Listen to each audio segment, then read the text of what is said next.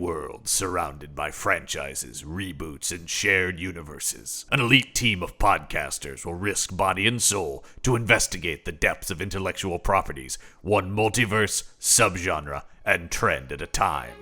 Who are we? We're the IP Squad.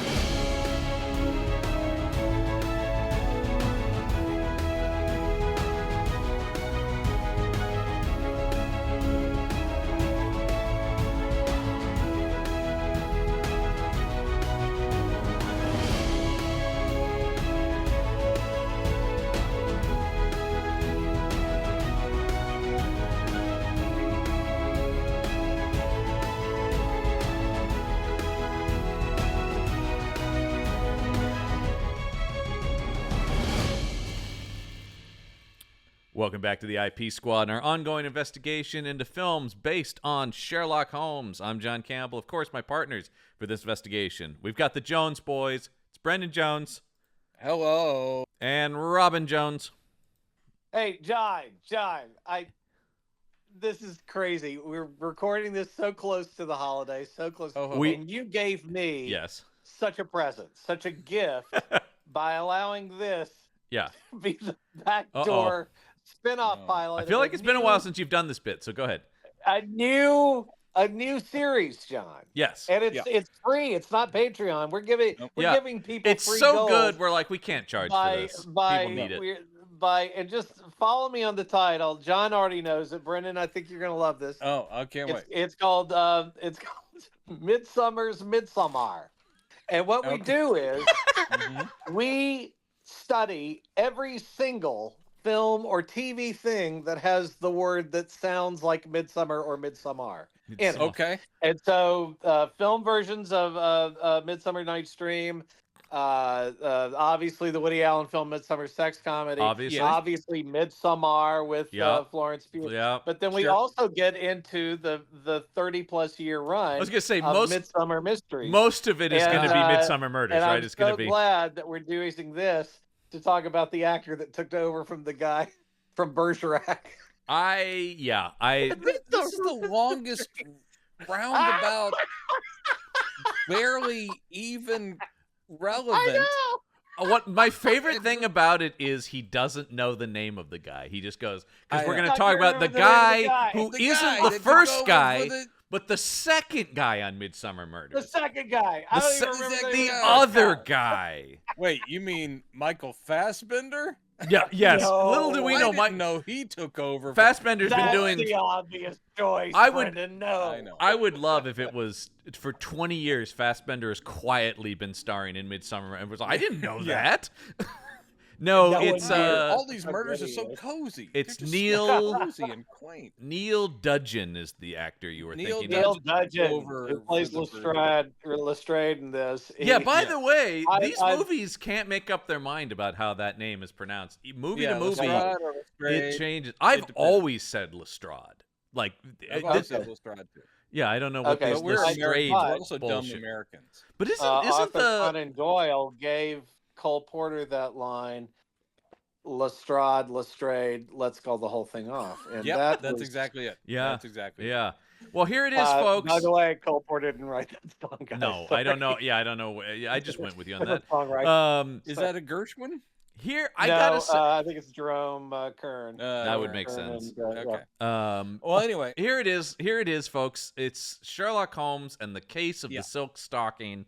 I will just say, USA Up All Night. Up All Night with Rhonda Shear, right? Was that Rhonda Shear? Rhonda Shear, yeah. Or depending. Yeah, I mean there were other hosts. Godfrey, many people called him the poor man's Rhonda Shear, and I think that's what I watched a few of those, and the clothes did not fit him so very well. Yeah. They put me in a bustier. Okay, now we are talking about Sherlock Holmes. The case of the silk stocking, which we have been including last week, and making the USA I'm just going to give a brief spoiler for our audience. We did enjoy the movie. Yeah. Yes. So that's something you should. Well, I gotta know. My big takeaway is, man, what a breath of fresh air after like the last 5 weeks of this show. I can't even tell you. This is and I wonder handsome. If this isn't part of our enjoyment a masterpiece. No, but it's a handsome, classy, well done BBC. This one feature. as a pastiche.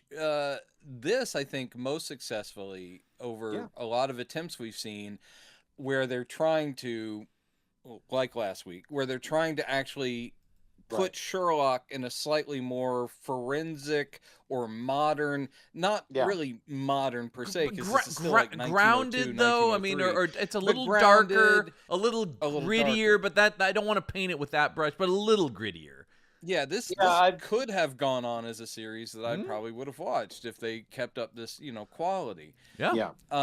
Plus, I really like this Watson. I like Ian Hart's the actor, a great Watson. That was my huge really takeaway from that. Was Ian Hart's great. Man, Ian Hart, huh? Ian Hart, he's one of those guys who's been around forever.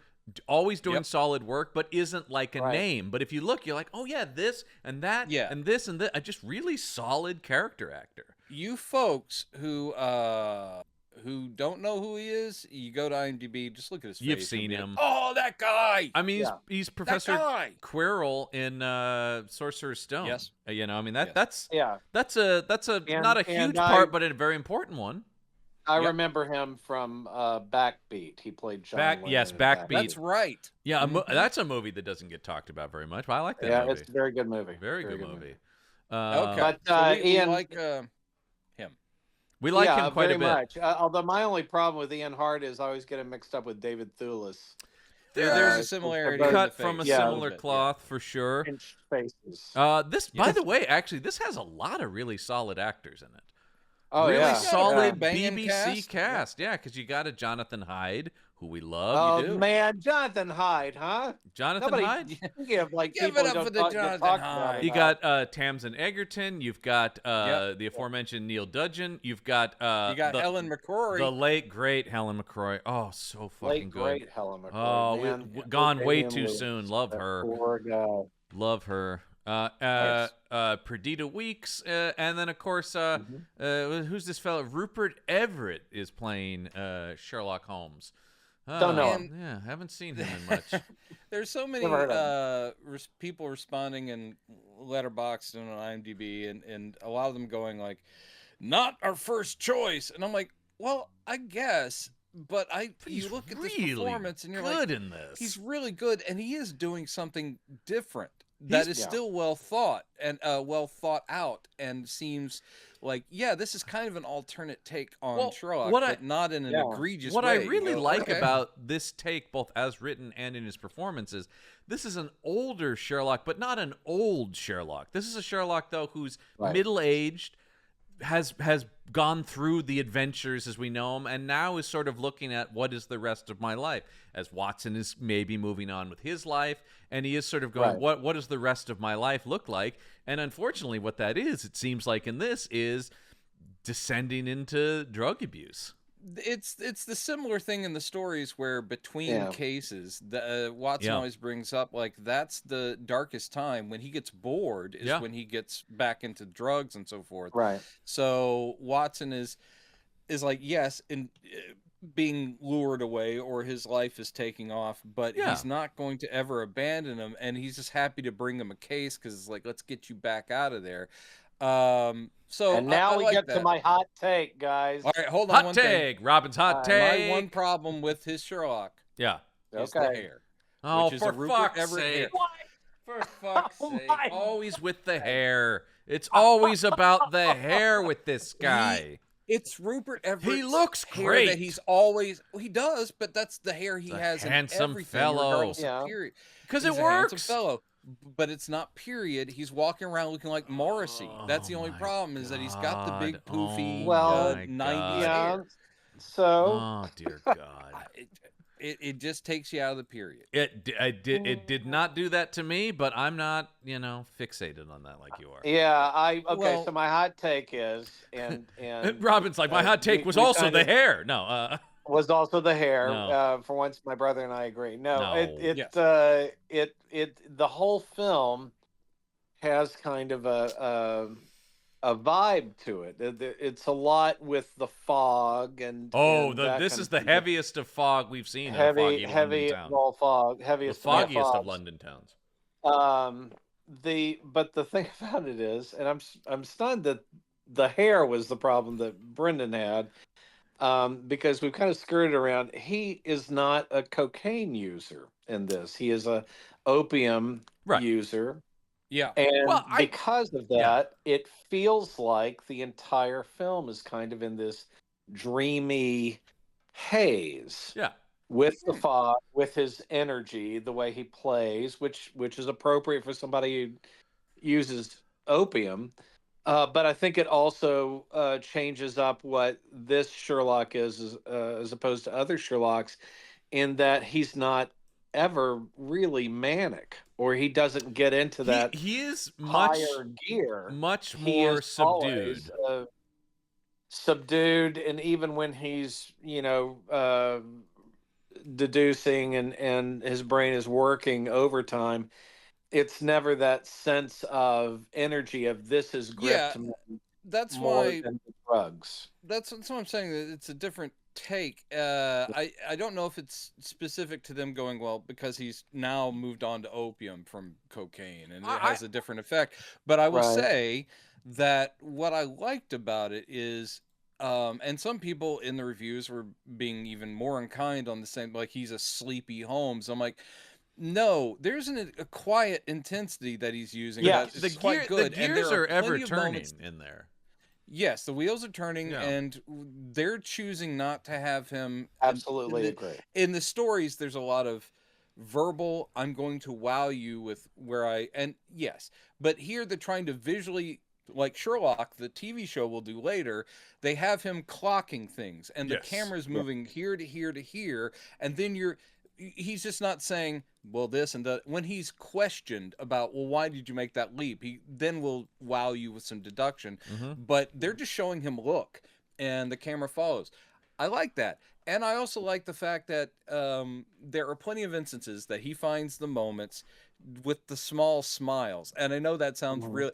It's just a very subdued Holmes, but he's there. Yeah. And the gratitude and affection he has for Watson, it comes out, and you're like, yes. And it doesn't have to be.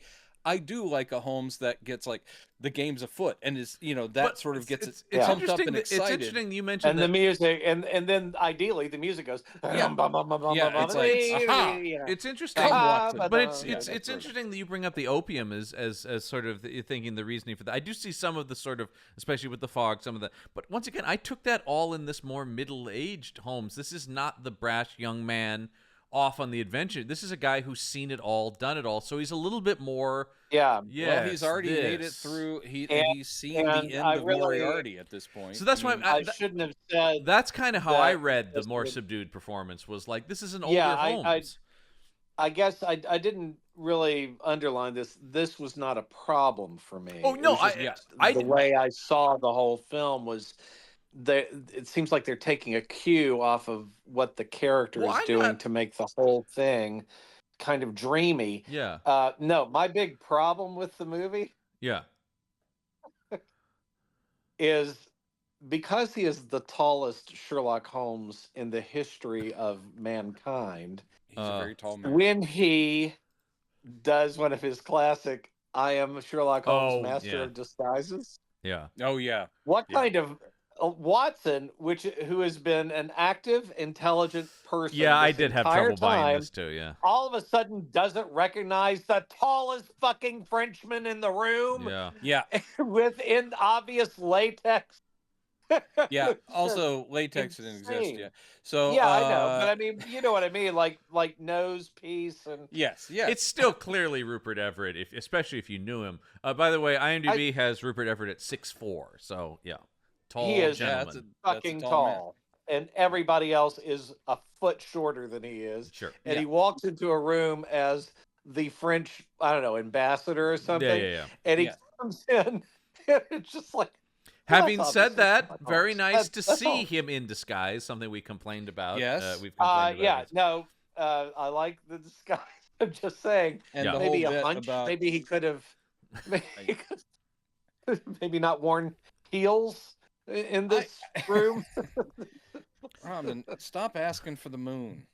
I ask for the moon. You guys are really the hair and the height is what we're fixating on. To me, the best Sherlock Holmes master of disguise is Basil Rathbone. As of course. So far that we've seen, is a little bit of putty on the nose and fucks up his hair a little bit. Robin, and comes in not Chuck Heston with an energy that is incredible. Yeah, not Heston though. No, John. No, not Heston. I thought that was an elderly Chinese man. I was convinced. Right. I fix you some opium. Stop it. But let's talk about boy, this production lucked out in getting a big old star right before he's about to break, didn't they? Mm-hmm. And he is great. Yeah, the guy who plays the guy in the opium den who packs his pipe. Yeah. That's it. That was it. That guy, Daniel Craig. Yeah. No. Yeah. No. We've got Daniel Craig was playing the stormtrooper. Yeah. Little did we know, actually, that he just wears that stormtrooper armor around. It actually wasn't much of a stretch in Star Wars. He's free. He's a big cosplayer. Wake Up Dead Man, where he's in the stormtrooper. Yeah, he's like, it's in his contract. I have to at least wear the helmet in one scene. It's just huge. By the way, just the idea of Daniel Craig, big cosplayer, you just can't imagine. Yeah. I love going to conventions in costume. I love going to conventions in costumes. Yeah.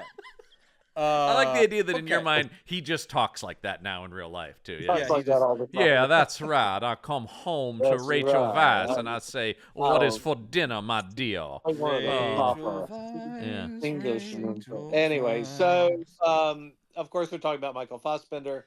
Yeah, who's an amazing actor, and he's really good here. One problem this is even the director. Don't you come from my boy Fassbender. I'm not. He's great. But the whole thing is that it's not helped when we're already looking for him because we know he will become such a big name. Yes. But then you're like, okay, so he will have an important role. The director can't avoid that. That's not his fault. Right. But what the director could have avoided is like in his very first scene when he's just standing behind and he's the servant guy, the camera does literally just zoom in on him. You're like, because have you seen that face? Right. The director is basically just like going, oh no, he's the killer. I'm sorry, everybody. Well, but it is just right up at the top. Him being the killer, though, but they had a little twisty loop. Yeah, I mean that's the thing. Is like I almost think they did that on purpose. Where it's like, that is the killer, or is it? But he has a rock solid alibi. Yeah. Then how could he have done it? I gotta say, is there a twin? This thing pulled off that classic mystery twist pretty well for something that we've seen many a time. Is why it was twins. Yeah. I thought it was, but I still was like, it was good. And not only that they're twins, but they have psychic empathy powers. Yes, when he shoots him in the leg at the end, and the other guy grabs it, it's great. The only problem is that this came out around the time of those popular beer commercials where they're like going, and twins!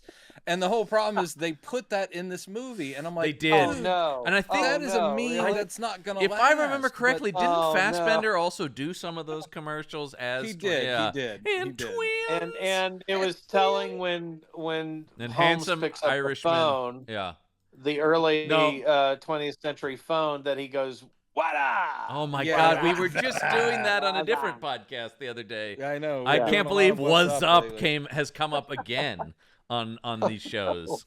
I love a 1902 or 1903, whatever it was, setting just because the small advances. I'm like, that's great. That's what I said. I like that it's a little when the later. phone rings in 221B.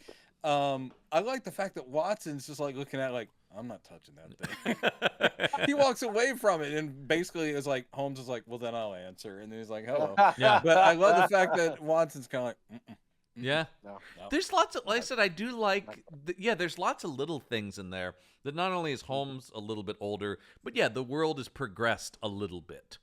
The foggy setting. This has atmosphere, which has been severely missing from a lot of the TV stuff we've watched. They lean so heavily on the fog and keep mentioning it all the way through, and they do use it as an excuse for a couple of things, like I didn't know that dead body was hanging from a lamppost. Right. Yeah. But for the most part, it was so called on. I was like, maybe there was a historic. This is me. Maybe there was a historic. Brendan's looking at 1902 London fog. I did, because essentially there have been some famous ones that killed people, like the Great London Smog of this time. 1952 is the really bad one. But I'm looking, and no, there wasn't like a. So in other words, I researched it because I thought maybe the writer was being very clever. Like, I will work in this historic terrible fog. Well, no. not everybody's you, Brendan. Shut up. Maybe you need to go straight to hell. Some people just imagine things. John, Rob. Hey, I think I just had an podcast today. I just had There's a bus straight to hell that he has to catch. Okay. No. Wait a second. But Brendan, you forget that we have our empathy psychic power too, and you will feel the burns. we don't. We don't have we that. do. Thank God. When one is hurt, the other. Nope. Something we were talking about off mic, Robin, was that this is the second time Ian Hart played Watson, but it's interesting, but not to the same Sherlock. He and Richard Roxburgh did one. Did a Hound of the Baskervilles. I kind of wouldn't mind seeing that. Just I kept thinking about it because it's the same. Because John, the other part about that is that it was the same creative team that did Silk Stocking. Yeah, Silk Stockings. No, not this. It was the creators of the USA late night series. Yes, that's what was really. So it's pretty tawdry from what I plays, gather. Sir Henry Baskerville, and that is Charlie Brill from Silk Stockings.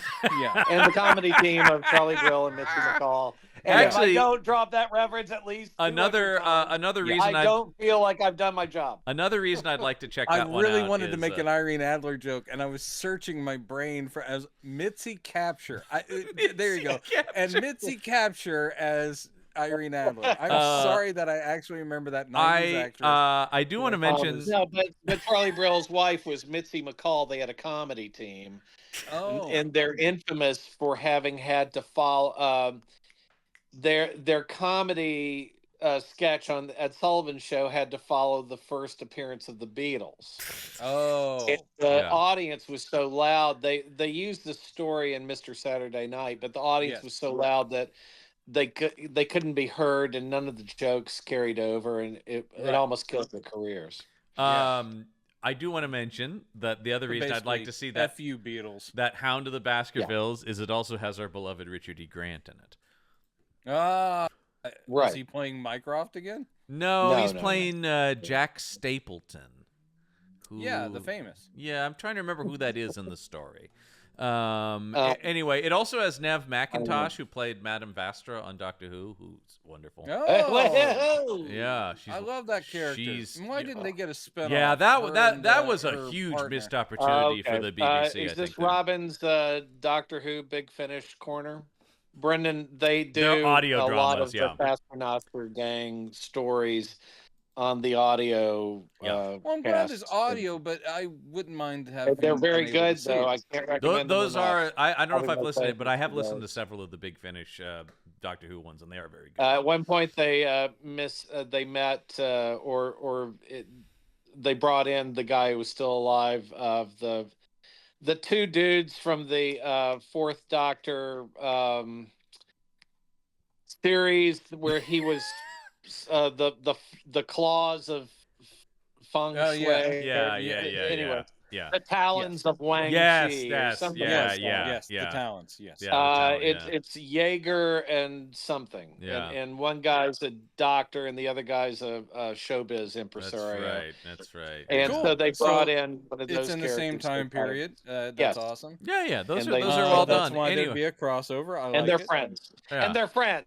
They hang out. They're friends. And they're not worried that she's a dinosaur-looking lizard lady. No. They think it's okay. They're totally cool with it. Yeah, because they're woke is what the thing is. Yeah. Oh man, that's so woke. Even the authors are woke. The other thing I'll say about that, I got a lot of, I mean, it's not quite to the level of, because I still think it's my favorite of the bunch, but I got some Murder by Decree vibes in this too, just with how grim it is. Like it's very, this is this is not a lark like we talked about. It's not a game there is a serial killer, and it is very real in that way. And I'm so happy they don't do the stupid thing of, I prefer to call them serial killers. I've invented it years before it would be invented. Yeah, what did they say? Multiple murderer. They say multiple murder. I did actually like that touch too. Murderer. Yeah.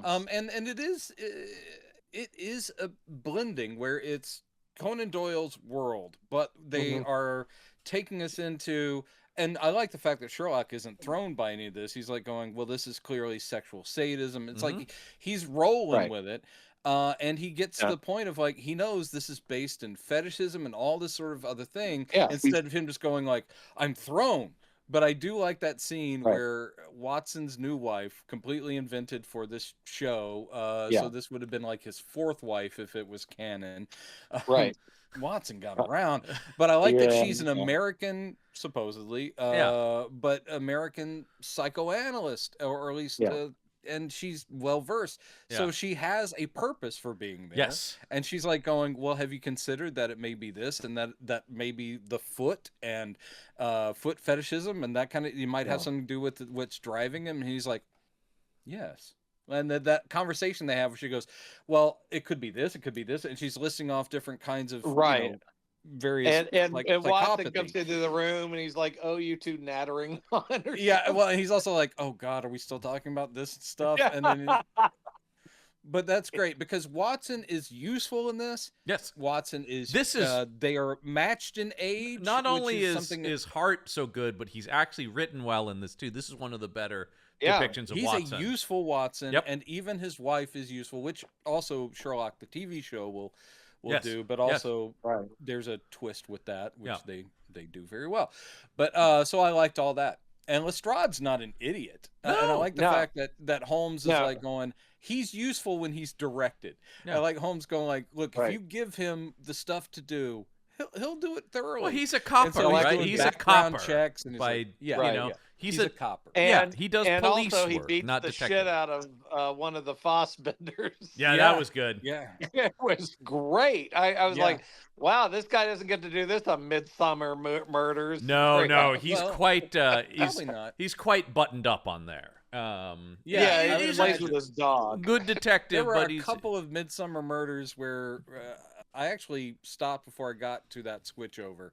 I was trying to watch them all, and I got like 12 series in. Well, I mean, that is that you still saw 100 episodes, though, Brendan. I know. I enjoyed them.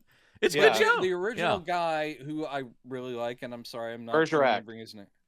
Yes, he did a show called Bergerac. I know. But yeah, he does a little bit of run and tackle. He probably but there was always the younger guy to take care of that. Yes, that's a classic BBC detective pairing, right? Is that's a classic detective thing. That is true. It's like Ironside wasn't. Diagnosis Murder. We had the younger Van Dyke for the action. Columbo would have Bob Dishy show up every once in a while. You got to have a guy. But stupider guy. Somebody's got to put the cuffs on somebody. You know, So we're all agreed. Interesting take on Sherlock. Well, and I think that it's nice to see an original script be pretty good. You know, I mean, like, because we've seen a lot of times when we see Doyle deviated from, we're like, the mystery isn't quite. I mean, it's not really that intricate because it's not really a mystery. I mean, it is more of a serial. It's a chase movie, and so, I mean, they're trying to reveal the killer, but it is. A serial killer movie has a different pattern. He's than doing things like figuring mystery. out like where the clothing, which doesn't match the victim, and he's doing that. Also, the first heiress or whoever who disappears, he finds the cigarettes and he knows exactly like, well, she knew this person, and there's this wine bottle, so they were they were close, so it must be someone. He's putting pieces together, but it's really not. And then, of course, the big thing of him figuring out, oh, well, here's the blow to the alibi is there's two of them. Well, because I do. His big mistake is thinking one of them was the actual killer guy, and one was the I will cover for him guy, and he gets those mixed up. But it's still, it's good. I do like that moment where they go, "But we have the killer, so it's good." And then, oh no, it's implied that they are both doing it, and they're both covering for each other, and they have been since they were kids. Yeah. I really also liked Ian Hart. Master of Disguise as well, where he where he's like American. Dad. That was great. And that was really good. Sherlock Holmes about how proud he is of it. He's Holmes like, okay, yeah. Holmes blows it off. Yeah. He's like, I'm actually quite proud of the way it was. Like, great. Yeah. I kept focusing on who this man was and how he would. I do think something Everett, he doesn't have... Well, do you remember what the name of that American pork heiress was? He's doing his American And I do accent. like that it's okay, but kind of bad, I mean, like which I like about it. I couldn't tell. I kept every time Helen McCrory was on, I was like, I think it's a pretty decent American accent. It's just so weird to me to see her be American. Right. That I was kind of distracted. Right. I think it's a good accent. It just was so strange to me to see it that I was more like, wow. She does better than Ian Hart does. But then but Hart may have also been tailoring he is doing Watson should not be. Right, Watson doing American. Right. I feel like I've probably seen that guy play American. But the way Watson kind of locks in on guilting the guy into telling him what he wants, it was really like it's also showing that he learned a lot from Sherlock. I mean, that's the whole thing. It's like I did something you do, and he's like, right. Well, I was gonna say something that Everett is good at here is if he doesn't have the manic energy maybe people are looking for. That scene is a perfect example of he's got the laser focus on, and so it is just like whatever, Watson. That's nice. That's one thing is that people think that he's sleepy or wrong because he is very intense, but he's just. It's very contained. I mean, I do like the thing pretty early on where he's digging through the trash of his apartment, which still looks better than mine. And he's mad. Like going, did you clean up in here? The fact, Brendan, did you clean up in here? She's like, just a little bit. And he's like, woman, you've ruined. Great. He knows exactly what this pile of paper on the floor is, In show business's defense, science has determined that seeing the way your apartment is would actually lower. It would be too much. It would be too much. It would increase like people dying of shock and things like that. I'm just saying that when I die, which let's give it a few years, but I'm just saying that I got a couple years left. You and Nelly are in for a real hoarders deep dive experience. So please enjoy. Will it be more exciting than our father's work shed that we went through? I don't know. I like the idea that you're also one copy of my creeper script that still existed. I was like, oh my god, it didn't get lost. In Brendan's last will and testament, it says, please do call the producers of Hoarders so they can film a special. I'm just saying, make room for action figures. And that's my life. My whole life is make room for action figures. Guys, did you see that Nika has released a black and white Vincent Price action? Yes. We often do a black and white variant. I've got the black and white Bela Lugosi Dracula. Brendan Douglas Jones, if you ever have any money again, it's like Christmas or my birthday. Someday. By the way, John, when I got to visit my brher out in Rhode Island and finally got to see the living space, it's everything you'd expect. It's actually a much cleaner version of what I live in. But his Vincent Price action figure that I got him, he's never taken out of the box. Oh, he's one of those guys. And it has all those alternate heads and hands and you know what? And this will not shock anyone, but I'm about to admit something very nerdy. I keep all those. I buy the little like plastic things that people put like fishing lures and stuff in, and that's where I put all the accessories, and they all go in a big bag, and they're all stacked up. That is a really good idea. So that's really all the extra hands and heads and everything. You can cut this out because people don't want to listen to this. But I will say for I like that you think I cut anything out.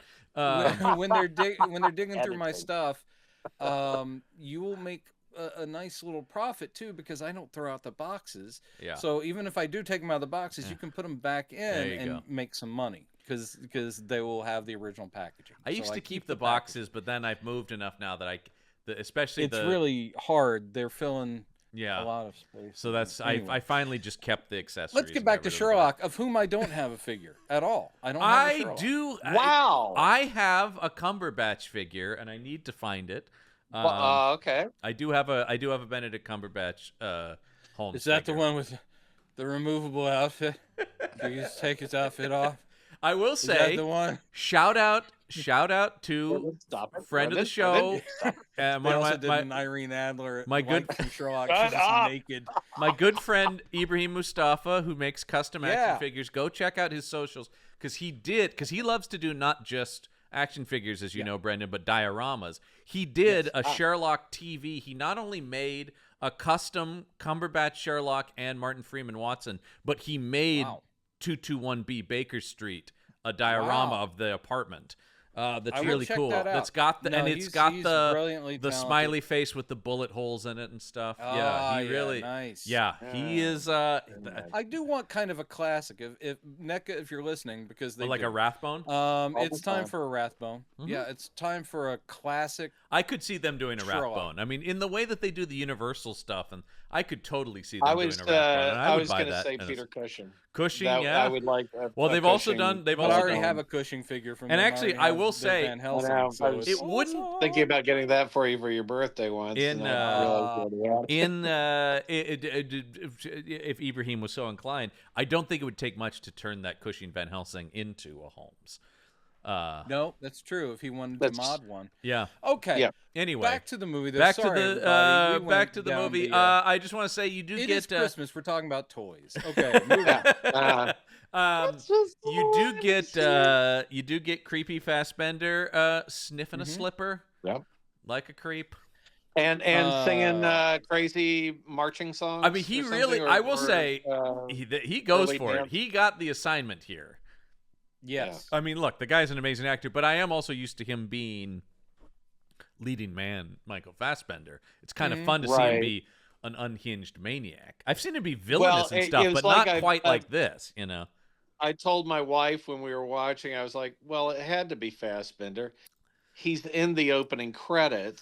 Well, why would they just give him a footman role? It is a little bit like the special guest. Sense. Yeah, even for a young Fassbender, that wouldn't make sense to cast him that way. It's the special guest star on Law and Order where you're like, they did it.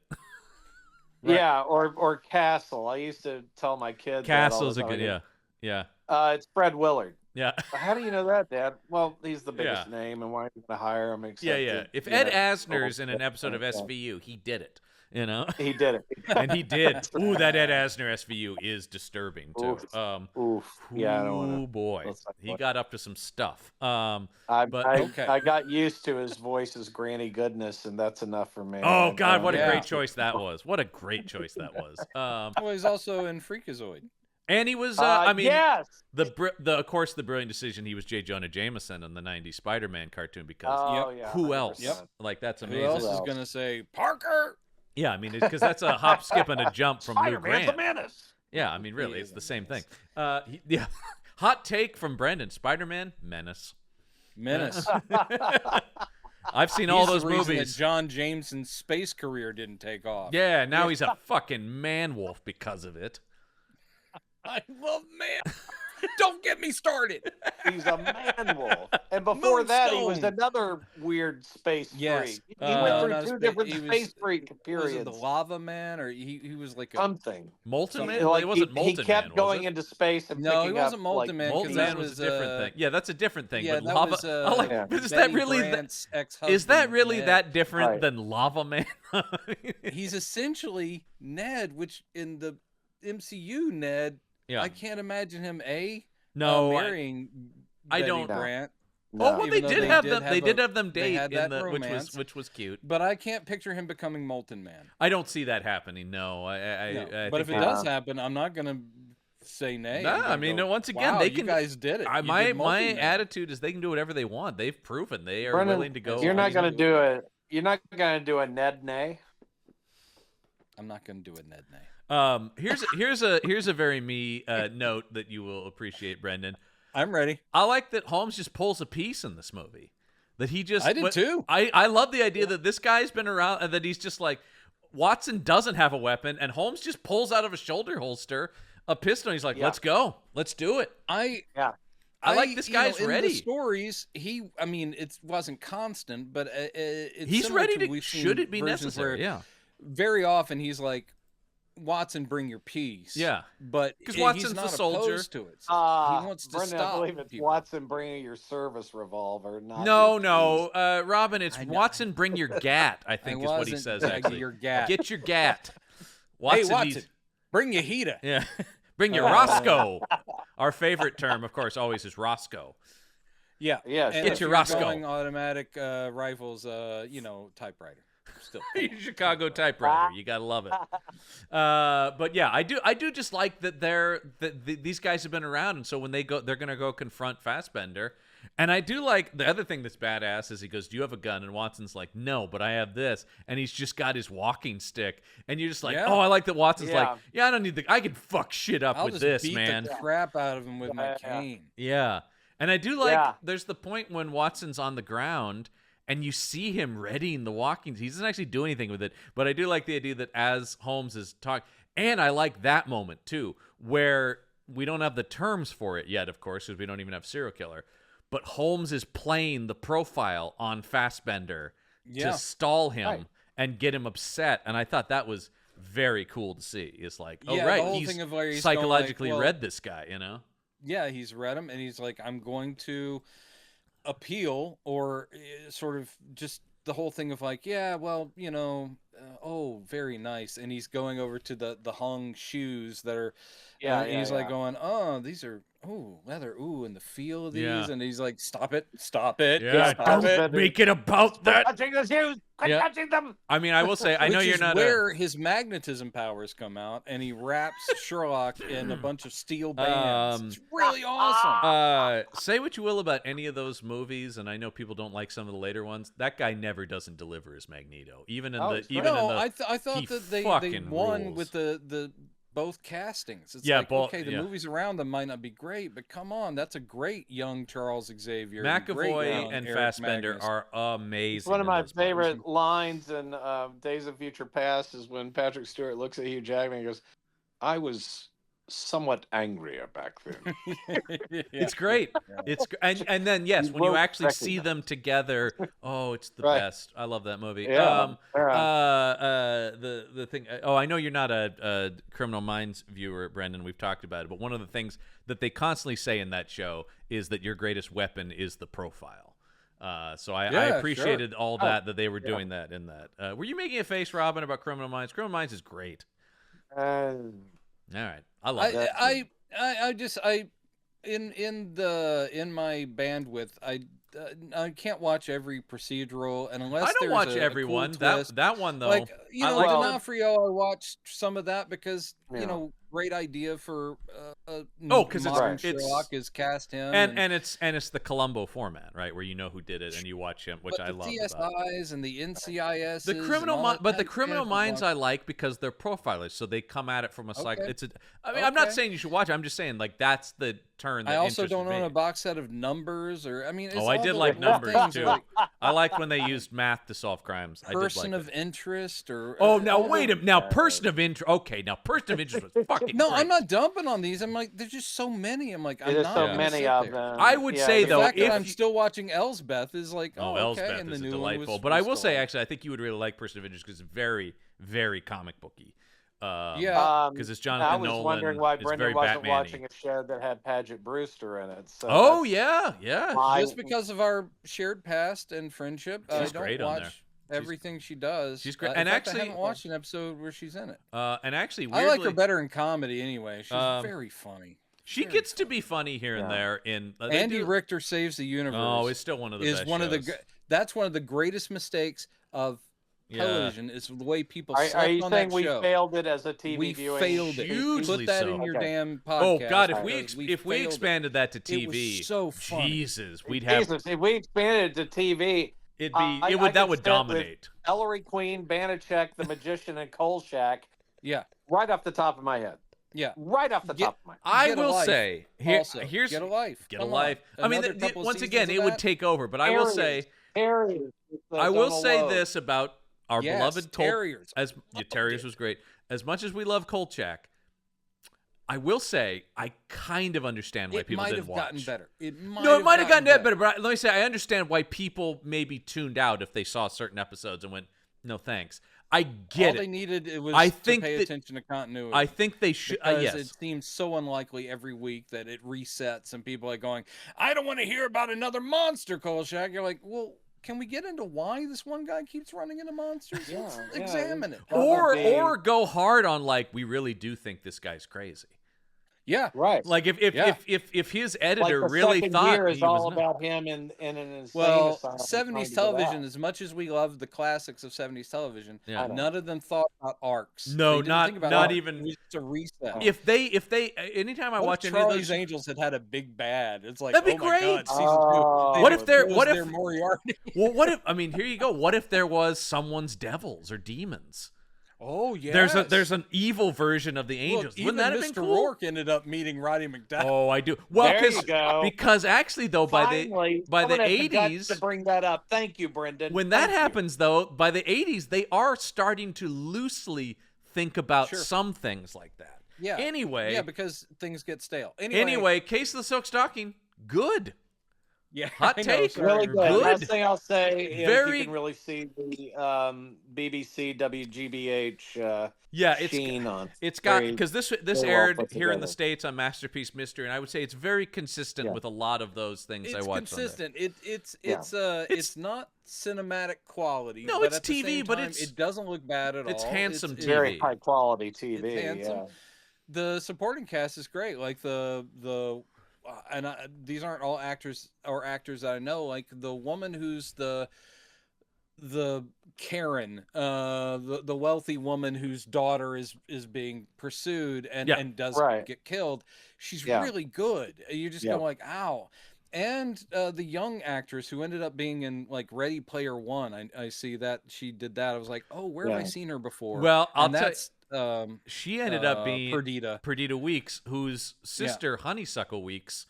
By the way, how British what the name. A name. Wow. It was the partner on Foyle's War, which was one of my favorite British detective series. Loved Foyle's War. Oh, Brendan, you would love Foyle's War. Even though it's World War II, somebody still got to solve these murders. What a great idea for a show. Even with the London Blitz, Brendan. Yeah, what a great idea for a show. Yes, but Perdita ended up being on Magnum PI. This is what I was going to bring up. She was sexy Higgins in the reboot where they're like, what if Higgins was a sexy young lady? Is she Pardon actually my language, but Higgins? Jesus God, yes. Really? Okay. Yeah, it's a reboot. This is not Child of. He is Thomas Magnum. She is Higgins. Sexy Higgins, but I didn't put the two of them together. She is sexy Higgins. We finally have the will they won't they between Thomas Magnum and Higgins. That was one. I will say that was one where I definitely had closer to your attitude, Brendan. Of that was such bullshit to me. I'm a huge fan of Magnum PI, and that show I think was. This lady is talented. Oh, nothing against any of the people in it. I just thought, talk about from concept. I'm like, fuck this shit. Number one, he doesn't even have a mustache. No, and in the pilot, there's a joke. Why are we watching? In the pilot, there's a joke about I'm not gonna have a stupid mustache. I'm just like, no, but he has a beard. Yeah. Well, it's always my issue with those, and I will say it's the same thing. They did a pilot that never made it to series, thank God, for a Rockford Files remake as well. And I just thought the problem with these are these characters are kind of the actors that play them. They're not. It's not like Thomas Magnum, the character, is that amazing. Yeah, where are you it's the find Selleck performance. James Garner, it's the Jim Rockford is James Garner. There's nothing about Jim Rockford. They don't make James Garners anymore. They don't. They're out of the James I heard that they've stopped. Yeah, they wrecked the press that did it. Yeah, that made them. Yeah, the original mold, the master. They lost it somewhere along the line. They literally broke it. We can't have Louis B. Mayer and Jack. All right, we're all over the place on this one, but we actually do like the movie. This one is worth your time. But let's get in some highs and lows. Maybe some people disagree with us as I open this up here. You mean dum-dums? You mean morons? We'll start with who we agree with, which is the highs. Here we go. Okay, here we go. This comes to us from Aramis. And then a bunch of numbers. Yeah. I'm not going to read all the numbers because there's like 20. Don't read all the numbers. Don't read the numbers. More Everett than Holmes, but has many bright spots. Who is killing the daughters of the aristocracy? When Scotland Yard is baffled, it's a job for Sherlock Holmes. Yeah, it's Magneto. Yeah, it's Magneto. While the first Magneto. I would actually love to make a Magneto movie with Michael Fassbender, I think, and base it on the Cullen Bunn. If you've read that miniseries, or there's not even miniseries, ongoing, it's amazing. Just him on the warpath. Anyway, while the first-rank Granada Sherlock Holmes TV series with Jeremy Brett may be largely forgotten these days, I guess except by hardcore Holmes fans. I'm like, has it? Because I always hear people talk about it. Or Brendan and mine's mother. I gotta say, I mean, I guess except by hardcore Holmes fans, because every time we do one of these, people go, "It's no Jeremy Brett," and I'm always like, "Yeah, I mean, that was good for what it was." He will never be forgotten. No, I don't think so. Anyway, it was a pivot point in Sherlock Holmes pastiches. I would actually say though that wasn't a pastiche at all. In fact, it was a loving, slavishly devoted adaptation. Yes. Watson ceased to be played as an elderly senility patient in Holmes's care. Here he's young and sprightly, not living at Baker Street with a strident new fiancée. Is she really sex-obsessed psychoanalyst who seems she just knows her stuff. Yeah. That's not... who irritatingly calls Holmes Sherlock before they're introduced. Far from being a dunderhead, this Watson is able to put Holmes' principles into practice. He just lacks the imagination Holmes has to make that final step to a solution. And Holmes, this is interesting. This is a high, but they'll get to it. Rupert Everett's a fine actor, and I've admired his work in other movies. But unlike some actors who have essayed the role, I see nothing of Conan Doyle's Sherlock in him. In the bad old days, if an actor didn't seem to come up to the mark, all they had to do was slap on a deerstalker cap in his head, and voila, instant Holmes. Brendan, you remember when you used to eat instant Holmes in the afternoon? Yeah, it was really good. Get ready, because this is why I pulled this review. Okay. Yeah. In college, I sported a deerstalker cap on cold days. I met the best friend I've had for 40 years because I passed by, and she stopped me by calling me Sherlock. Okay. Yeah. I had a deerstalker hat. This guy though is clearly like this is very anyway. And so. So this guy liked the movie though? Because yeah. Well, they bring on anyway. I'll skip forward a little bit here.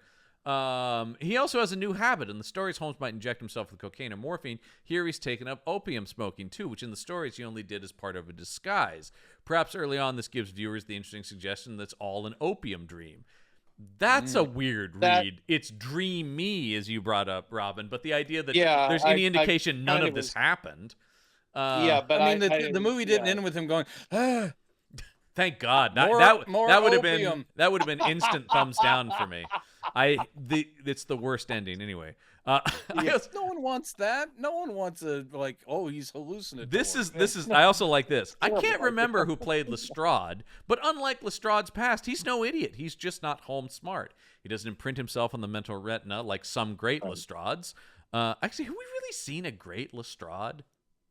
I mean, I like Simon Callow, but I just like Simon Callow. I think we've seen people be good, but I can't remember anybody where I was like, that guy was great.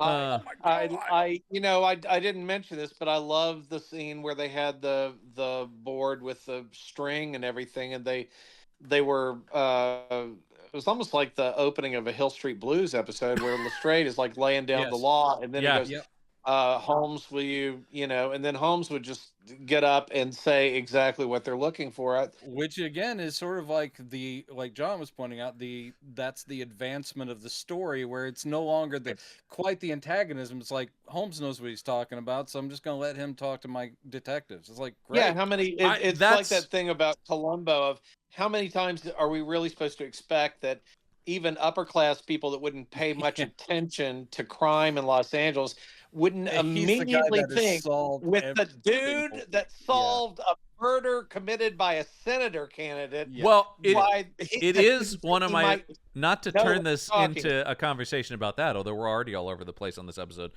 That's one of the things I love in the Benoit Blanc movies is that they're always like, "Why, you're Benoit? I saw you on The View. There was that Time magazine profile about you. There was that." I love any time that they bring up, you solved this case, and it'll be one we haven't heard of. The one that's in the new movie about the Kentucky Derby with the photo finish of the guy. Yeah. The photo finish. Yeah. Oh, and he always kind of down like, "Oh, yes.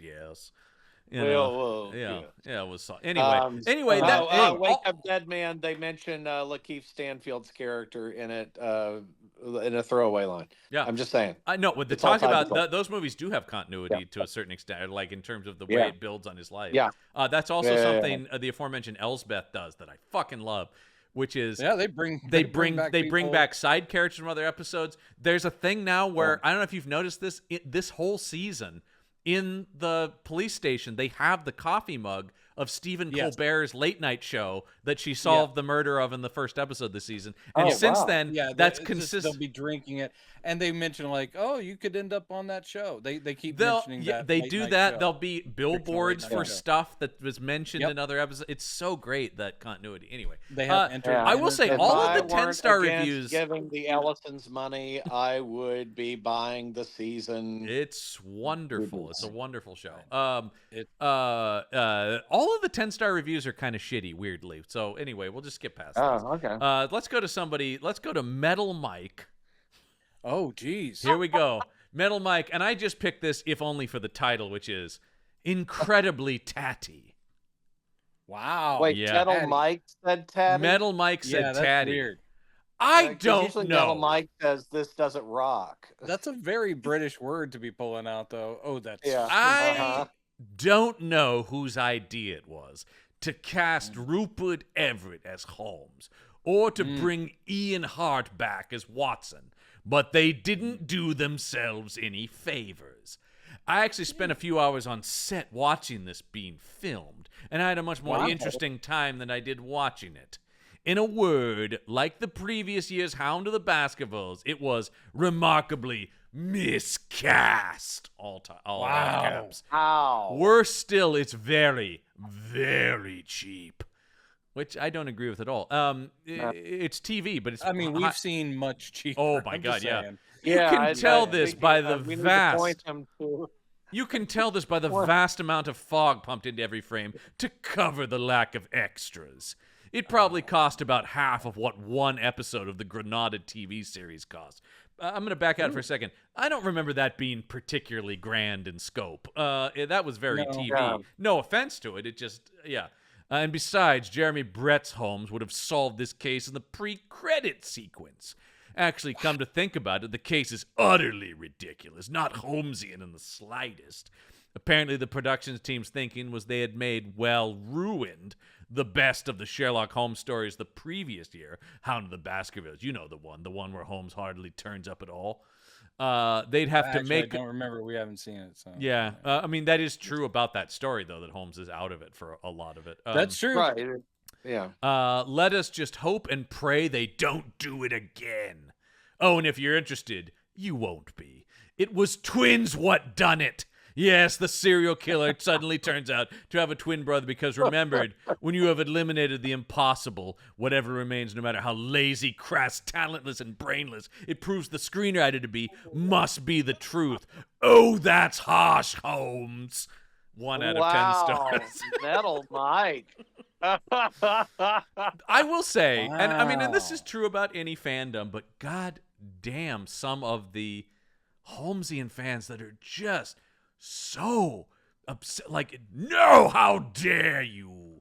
And it's stuff like this where it's like, this is a take, but it's not that far off. So if you're like absolutely up in arms about this, I'm kind of going like, Jesus, you really can't do anything with this character according to these people. Right. Yeah, I think you're Mr. On, you guys mock me all the time for being yes, but if an adaptation or a reimagining, if it works, I'm all about it. I mean, I was totally excited just by the idea of Sherlock, the TV show. When I then saw it and was like, oh, they've nailed it, and they're changing a lot of stuff. Clearly, the setting. Yeah, good is good. I will see good if people decide they want to, and we'll be talking about this with Del Toro's Frankenstein. It's good. Is it true to the source material? No. I can let go of it and enjoy it on its own merits. So people that go, I just need it to be exactly the way it is this wasn't based on one of the Conan Doyle stories even. So I'm sitting here going like, and is consciously, do what you will. Is also consciously Nicholas Meyer, everything I've ever read of him doing Sherlock Holmes, it is Doyle, but it's informed by Nicholas Meyer decades later. So they're equally smart. Right. They're great, and they're not canon, and I have no problem with them. If an alien showed up, I would trust that he would have a really good story to tell about Sherlock Holmes meeting an alien. Sure. Which, as far as I know, he never did. No, because I will say that guy actually, I would think this guy would appreciate what Meyer does. He really does insert without break. Although I don't think this one does, because this is consciously set after all the Doyle stories.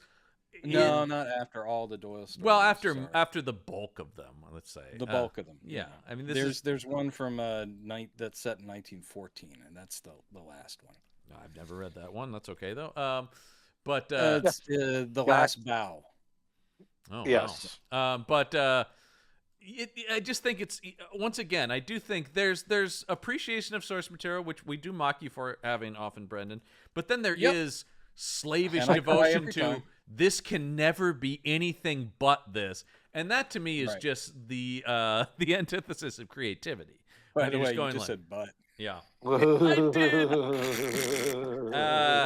Well, that will bring us to what we're talking about next week. Because what's next? I think this conversation is a good setup to, fellas. Wow. It's finally here, from director Guy Ritchie. Yes, it's Sherlock Holmes, the man from U.N.C.L.E. Wait, he did a Sherlock Holmes? He did, yeah, fairly. This is going to be interesting because, of course, I mean, not only is it Guy Ritchie Sherlock Holmes, but this is maybe the first time. God, even the Rathbone ones aren't really this. That there's been like A-list studio blockbuster Holmes. We've not really seen all of the resources go. I mean, the Rathbone movies a little bit. I mean, Murder by Decree. You're closer with 7% Solution. 7% Solutions. Or Private Life of Sherlock Holmes. Yeah, those are the closer things to this. But the idea of Warner Brothers tentpole movie, Sherlock Holmes franchise. It's just because of his clout. Yeah. And, of course, RDJ's ascendancy, thanks to... And Joel Silver, of course. I mean, I think Joel Silver's a big reason for this. And we'll talk about Lionel Wigram as well, who came in with this specific pitch on it. Which is basically... What if Sherlock Holmes, but boxy? Well, what if Sherlock... I mean, specifically, his idea was what if Sherlock Holmes but comic book hero? An action hero. He brought in... He literally pitched it with a comic book, right? This is the Holmes... Right. And so we'll talk about that. But yes. And it'll be an interesting conversation because we keep alluding... This is one of those ones that just because of how huge it was... I think is in the conversation of this no matter what. So we do keep alluding to blah, blah, blah, like Guy Ritchie does, blah, blah, blah, in those Guy Ritchie movies because it is that, and then not too long after it, we get the Moffat and Gatiss version. And I think those two kind of came to define modern takes on Holmes, even though Ritchie's isn't actually set in modern day, but it is a modern approach. Not a huge fan. Yeah. I know. Oh, wow. Yeah. Really? Of the Guy Ritchie, no, but of I believe he's being facetious. A little silly right now. I think it's been stated. Time to go. I will give you the movie opened Christmas Day, and I'll leave you the tagline: Holmes for the holidays. Are you kidding me? It wasn't Ho Ho Holmes. Was that collective clapping sound that I heard when that happened in the marketing department of Warner Brothers? Was that them slapping each other on the back as they got up for Gentlemen, early lunch? We've done it. We've done it. Yes, I cracked the code. Yeah. I'm excited to talk about this and to rewatch it. I surprise, am a big fan of it. Yeah. And I can honor my brother's distaste, but at the same time, it's a kick-ass movie. It's probably one of the best Guy Ritchie films that was ever made. And I debated whether to do the first or the second. I think we should do the first one for the sake of it, but I really like the second one. I think Game of Shadows is maybe better. Jude Watson makes it watchable for me. Jude Watson's amazing. We'll get to it, though. But that'll be next week on the show. But, of course, if you want more from us, the aforementioned Patreon is patreon.com/punchup and punchupent. You can hear the three of us yak on about, well, pretty much anything, but presumably old monster movies or horror movies with legends like Peter Cushing and Vincent Price. Although, much like this show, we do veer other places sometimes. We go to different places sometimes. And it's don't we just? Aren't we just? But anyway... it gets a bit silly. People can't. This is not a video show. People can't see Brendan just at his wit's end with the impressions. Although this was a relatively impression-free episode. If you crane your ear, you might hear Brendan slamming his forehead. I don't do a Rupert Everett impression. My teeth to dust. But anyway, I don't do a Rupert Everett impression. But I will say he. And this is not a hot take, completely stole the movie My Best Friend's Wedding from everyone that's in that movie. Sure. He's and a movie, by the way, that has Elsbeth. Well, actually, I don't watch that because it had them gay people. I didn't. Hashtag not my rom-com. But Brendan, not my rom-com. Do you remember Elsbeth is in that movie? I don't. Yeah, Carrie Preston's. The only thing I know I did see the movie. I don't remember her in it, but I remember her from True Blood. Yeah, which she's great in. Yeah, she really popped. Yeah, she's great. She's didn't know she existed before. She's very delightful. Lovely Mrs. Michael Emerson. Yes. Which I gotta say, I do love on her social media and stuff. He has an arc as her Moriarty. It's so good. So that's. But I do like every time on her social media, she's like, "Look at how cute my husband is." I'm like, lady, we're all terrified of him. I know you think he's adorable. He's the scariest motherfucker. Yeah, I'm sure he's delightful in real life. When Fallout started season 2, just this week, to time this because people love me timing it. Placing it in time.